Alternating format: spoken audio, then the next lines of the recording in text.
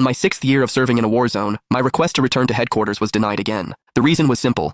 Hospital policy didn't allow close family members to work in the same department. Since Natalie Hart and I were married, my return would be considered a conflict of interest. I refused to accept that, so I quietly snuck back to Hartwell to demand an explanation. However, I heard a conversation that made me stop short right outside the administration office. "You've blocked Liam Hayes' transfer for 5 years all because of Noah Bennett," the department director snapped. "Liam ages out next year. This is his last chance to return." Natalie's face remained unreadable. "There's only one transfer slot this year. Noah gets it. Liam can go home and be a stay-at-home husband if he has to. Noah is different. He has ambition." The director slammed a hand on the desk. "And Liam doesn't? His dream was always to work at headquarters." His voice sharpened. "You were the one who had him sent to a war zone in the first place. Now you're blocking his only chance to come back. Noah barely passed his evaluations. He would have been removed years ago if you hadn't kept him under your wing. Do you honestly think you can protect him forever?" For the first time, anger flashed across Natalie's face. "Liam went there as my husband. How much could he have suffered?" Her tone grew icy. "Noah has no connections. If he were sent out there, it would ruin him. I'll take responsibility for Noah's training. I won't let anyone harm him." Outside the door, my eyes burned. I pulled out my phone and called my lawyer. "Draft the divorce papers, as fast as possible. I wasted 5 years all for a woman who had stopped loving me long ago. I no longer wanted to waste any more time on her.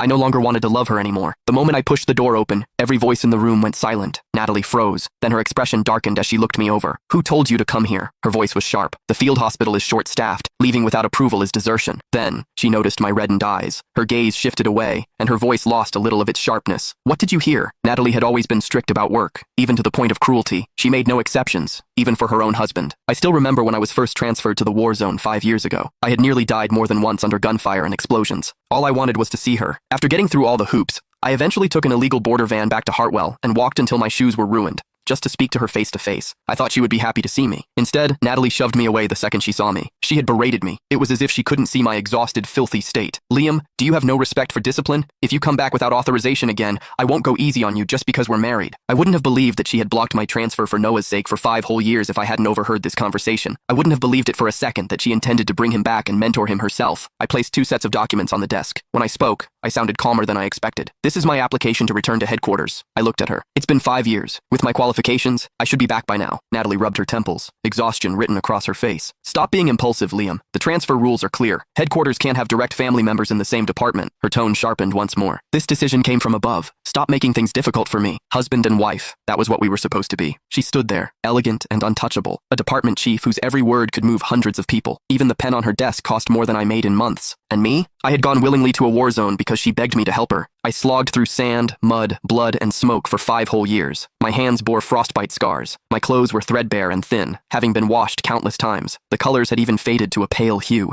I couldn't grasp which aspect of myself made her life so hard. "I won't make things difficult for you." I pulled the